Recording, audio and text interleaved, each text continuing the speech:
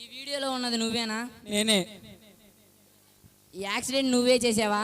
నేనే చేశాను. దొంగతనం ఎందుకు చేశావు? బెట్టింగ్లో డబ్బులు పోయినందుకు. ముద్దాయి వెంకటేష్ దొంగతనం యాక్సిడెంట్ తానే చేశానని ఒప్పుకున్నాడు.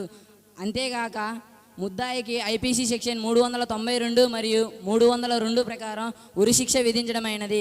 తనకు సహకరించిన తన స్నేహితులిద్దరికీ ఐపీసీ సెక్షన్ 363 ప్రకారం 7 సంవత్సరాలు కఠిన కారాగార శిక్ష విధించడమైనది.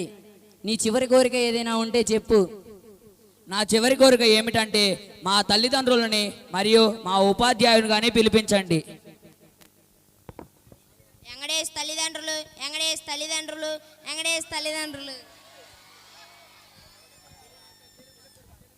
తెలుగు గురుగారు, తెలుగు గురుగారు, తెలుగు గురుగారు.